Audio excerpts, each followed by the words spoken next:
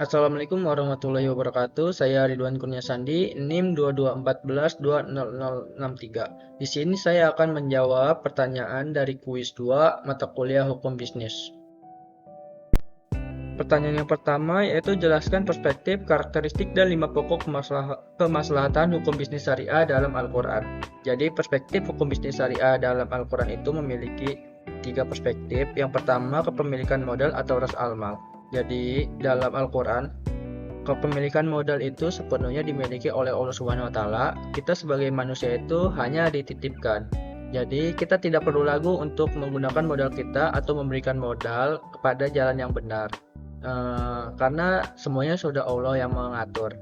Selanjutnya, perspektif yang kedua, tenaga kerja yang profesional. Ya, dalam menentukan tenaga kerja itu kita harus memilih yang profesional dan berperilaku baik. Banyak acuan untuk memilih tenaga kerja yang profesional dalam Al-Quran. Salah satunya yang ada pada surat Yusuf. Sedangkan perspektif yang ketiga yaitu keuntungan yang bernilai tambah. Jadi, keuntungan ini dalam Al-Quran sudah Allah mengatur. Kita sebagai manusia itu hanya memaksimalkan usaha kita kemudian menyerahkannya kepada Allah. Tetapi dalam konteks ini, kita sebagai manusia itu bukan berarti hanya menyerahkan saja, tetapi kita harus berusaha juga. Selanjutnya, karakteristik hukum bisnis syariah dalam Al-Quran. Jadi hukum bisnis syariah ini memiliki karakteristik dalam Al-Quran berlandaskan pondasi yang kokoh, yaitu perintah Allah yang merupakan sebuah sistem hukum yang komprehensif, memadukan prinsip bisnis dan moral sekaligus.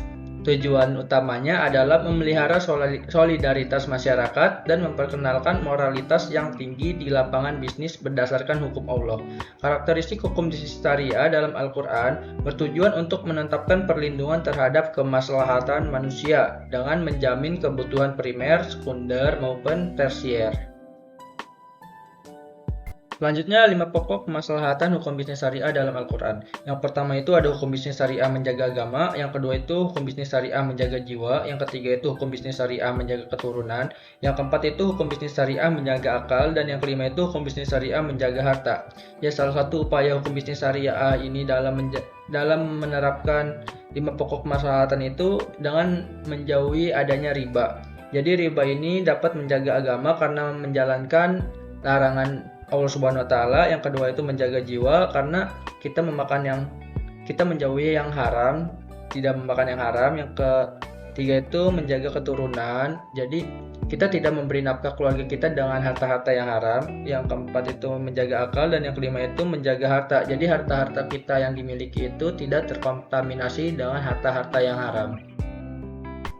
Ya, kesan saya setelah mengikuti pembelajaran ini, saya merasa banyak mendapatkan ilmu, tidak hanya yang berkaitan dengan materi hukum bisnis saja, tetapi juga yang berkaitan dengan personality saya. Dalam pembelajarannya itu, saya merasa banyak diberikan contoh-contoh dari persoalan di kehidupan sehari-hari. Saya merasa juga ini bagi saya lebih mudah dalam memahami materi yang disampaikannya. Selain itu juga, saya jadi mendapatkan banyak gambaran bagaimana saya harus bertingkah laku dan bertindak dari contoh-contoh yang telah diberikan itu.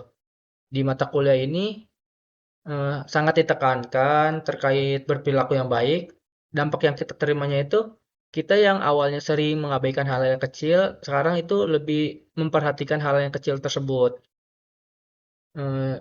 Di mata kuliah ini juga cukup banyak peraturan dan kebijakan. Ya, meskipun begitu, saya menyadari kebijakan dan peraturan ini juga memiliki tujuan untuk memperbaiki etika mahasiswanya itu. Jadi cukup baik. Ya, pesan saya jangan pernah bosan untuk memberikan yang terbaik untuk kita selaku mahasiswa dan tetap semangat karena zaman terus berkembang dan tantangannya pun pasti akan lebih besar lagi.